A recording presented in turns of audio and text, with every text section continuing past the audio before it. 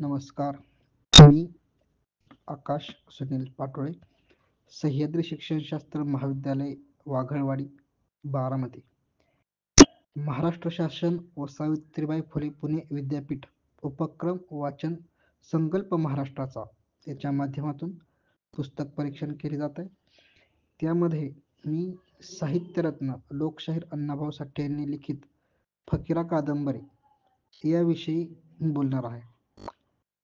सर्वसामान्य लोकांनी आवर्जून वाचावी अशी ही कादंबरी. कारण अण्णाभाऊंनी लिहिलेल्या सर्व कादंबऱ्या असतील, त्यांची विविध पुस्तके असतील, हे काल्पनिक घटनेवर अवलंबून न राहता जिवंत व्यक्ती, समाजामध्ये तळागाळामध्ये राहणारे, तसेच आलेल्या परिस्थितीची सामना करणारे लढवय्या लोक हे अण्णाभाऊंच्या लेखनाची प्रमुख वैशिष्ट्ये मानली जाते. त्याच पद्धतीने फकीरा कादंबरीविषयी किंवा पुस्तकाविषयी सांगायचं, ते पुस्तक वाचत असताना तुम्हाला त्या पुस्तकामध्ये, कादंबरीमध्ये विविध प्रकारच्या घटनांचा अनुभव पाहायला मिळतो, जो आपल्या समोर एखादी घटना घडती अशा पद्धतीने अण्णाभाऊने त्या कादंबरीचे लिखाण केलेलं आहे.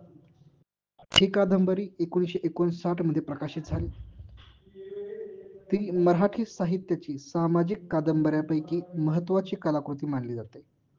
फकीरा कादंबरीत अण्णाभाऊंनी शोषण, अन्याय आणि विषमतेविरुद्ध लढणाऱ्या लढवय्या माणसांच्या कथा सांगितल्या आहेत.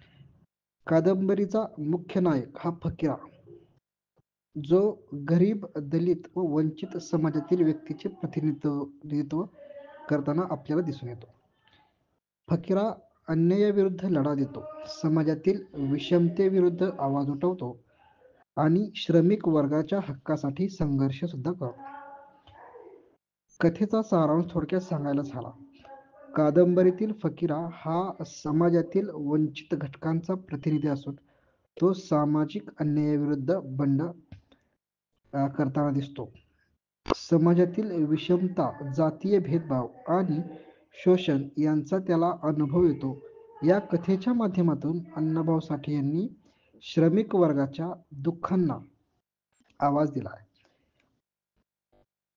फकीरा कादंबरी फक्त एक साहित्यकृती नसून ती समाज सुधारणेचा महत्त्वाचा भाग बनलेला आहे.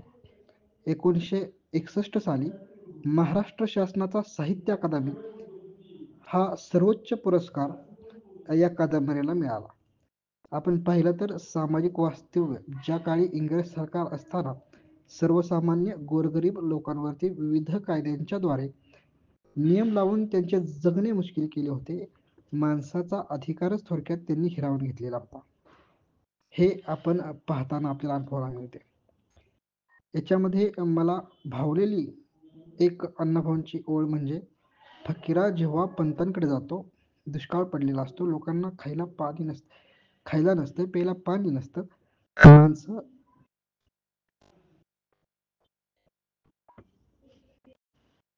माणसं माती खाऊन जगत असतात. तेव्हा फकीरा पंतांच्या घरी जाऊन त्यांना विचारतो, आम्ही जगायचं कसं?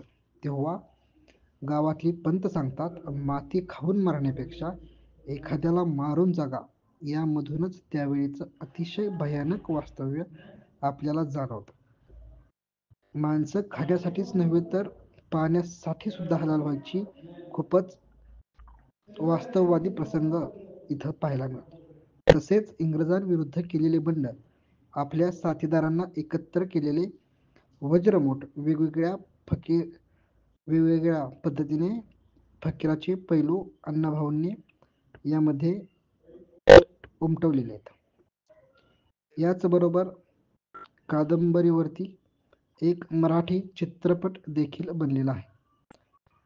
त्यामुळे जुन्या काळातील वास्तव्य, इंग्रजांविरुद्ध केलेली लढाई आणि शिवरायांचा वारसा कशा पद्धतीने त्या काळातील लोक चालवत होती, त्यांच्या